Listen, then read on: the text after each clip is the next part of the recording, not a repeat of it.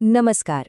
चलिए आज नजर डालते हैं 17 फरवरी 2026 के कुछ बहुत ही दिलचस्प और अहम डेवलपमेंट्स पर जो भारत और दुनिया भर में हुए हैं। आज की चर्चा को हमने 4 हिस्सों में बांटा है। हम बात करेंगे खेल और व्यापार की जीतों की, फिर देखेंगे कि देश में इंफ्रास्ट्रक्चर कैसे बदल रहा है, उसके बाद नागरिकों के लिए आई नई योजनाओं को समझेंगे और आखिर में कल्चर और ग्लोबल अवेयरनेस पर भी नजर डालेंगे। तो चलिए शुरुआत करते हैं कुछ जबरदस्त कामयाबियों से जो भारत ने खेल और व्यापार के मैदान में हासिल की हैं। शतरंज की दुनिया से एक बहुत बड़ी खबर आ रही है। नॉर्वे के मैग्नस कार्लसन ने जर्मनी में हुई पहली FIDE freestyle chess world championship जीतकर समझिए एक तरह से इतिहास ही रच दिया है। और ये कोई छोटी मोटी जीत नहीं है, ये कार्लसन का 21वां वर्ल्ड टाइटल है। सोचिए जरा, 21वां। ये बताता है कि उन्हें शतरंज के इतिहास के सबसे महान खिलाड़ियों में क्यों गिना जाता है। अच्छा, ये फ्रीस्टाइल चेस है क्या? देखिए, ये ट्रेडिशनल चेस से एकदम अलग है। इसमें पहली चाल रैंडम होती है।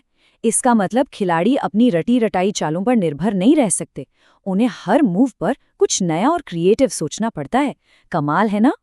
शतरंज से आगे बढ़ें तो निशानेबाजी में भी भारत का परचम लहराया है। नई दिल्ली में जो 17वीं एशियन राइफल पिस्टल चैंपियनशिप हुई, उसमें भारत ने टॉप पोजीशन हासिल की है। और ये जीत कितनी बड़ी थी, इसका अंदाजा आप इस मेडल टैली से लगा सकते हैं। भारत ने टोटल 94 मेडल्स जीते, जिनमें 51 तो गोल्ड हैं। ये दूसरे और तीसरे नंबर के देशों के कुल मेडल्स को मिलाकर भी कहीं ज्यादा है। वाकई एक अविश्वसनीय प्रदर्शन। तो खेल के मैदान से अब सीधे चलते हैं व्यापार के मैदान में।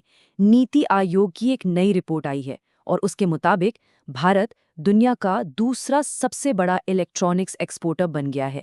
ये बहुत बड़ी बात है। और सिर्फ रैंक ही नहीं, जिस रफ्तार से ये ग्रोथ हुई है वो हैरान करने वाली है। पिछले 10 साल में भारत का इलेक्ट्रॉनिक्स एक्सपोर्ट दुनिया के एवरेज से लगभग 4 गुना तेजी से बढ़ा है। ये मेक इन इंडिया इनिशिएटिव की एक बहुत बड़ी कामयाबी को दिखाता है। भारत सिर्फ एक्सपोर्ट में ही नहीं, बल्कि अपने देश के अंदर इंफ्रास्ट्रक्चर बनाने में भी बहुत तेजी से आगे बढ़ रहा है।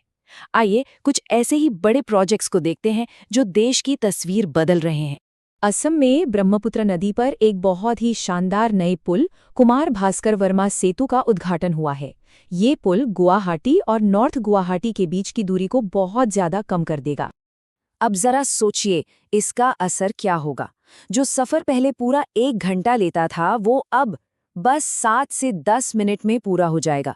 ये वहाँ के लोगों के लिए समय, ईंधन और उनकी रोजमर्रा की जिंदगी में एक बहुत बड़ा पॉजिटिव बदलाव लाएगा। और हाँ, ये सिर्फ एक आम पुल नहीं है, बल्कि इंजीनियरिंग का एक नायाब नमूना है। ये नॉर्थ ईस्ट इंडिया का पहला एक्स्ट्रा डोर्स ब्रिज है, जिसे खास तौर पर तेज भूकंप के झटकों को झेलने के लिए डिजाइन किया गया है। अब असम से चलते हैं सीधा साउथ इंडिया। तमिलनाडु का वीओ चिदम्बरम एयरपोर्ट भारत का पहला ग्रीन पोर्ट बन गया है और इसे इंडियन ग्रीन बिल्डिंग काउंसिल से सबसे ऊंची रेटिंग यानी प्लैटिनम रेटिंग मिली है। तो ये रेटिंग मिली कैसे? भाई, यहाँ 100% सोलर एनर्जी का इस्तेमाल होता है। पानी बचाने के लिए स्मार्ट मीटर लगे हैं और पोर्ट का ज्यादातर हिस्सा हरियाली से ढका है। ये दिखाता है कि पर्यावरण को लेकर एक बहुत ही मजबूत कमिटमेंट है। अब बात करते हैं कुछ ऐसी सरकारी योजनाओं की जो सीधे सीधे आम लोगों की जिंदगी को बेहतर और सुरक्षित बनाने के लिए शुरू की गई हैं। सड़क हादसे के बाद का जो पहला घंटा होता है ना, जिसे गोल्डन आवर कहते हैं, वो अक्सर जिंदगी और मौत के बीच का फासला तय करता है। इसी बात को ध्यान में रखकर सरकार ने एक बहुत ही जरूरी स्कीम शुरू की है। इस नई पीएम राहत योजना के तहत सड़क दुर्घटना के पीड़ितों को 1.5 लाख रुपयों तक का कैशलेस इलाज मिलेगा। इसका सीधा सीधा मतलब ये है कि पैसे की चिंता किए बिना उस गोल्डन आवर में उन्हें फौरन सबसे अच्छा इलाज मिल पाएगा। इससे कितनी ही जानें बचाई जा सकेंगी। वहीं दूसरी तरफ दिल्ली में मुख्यमंत्री कौशल विकास योजना शुरू हुई है। ये पारंपरिक कारीगरों को एक शानदार मौका दे रही है। उन्हें मुफ्त ट्रेनिंग, हर महीने वजीफा, मॉडर्न टूल किट और तो और अपने बनाए सामान को पूरी दुनिया में बेचने का प्लेटफॉर्म भी मिल रहा है। और अब आखिर में चलिए संस्कृति और ग्लोबल अवेयरनेस से जुड़ी कुछ अहम खबरों पर भी एक नज़र डाल लेते हैं। उत्तर प्रदेश के मथुरा में देश का पहला राष्ट्रीय गाय संस्कृति म्यूजियम बनाया जाएगा।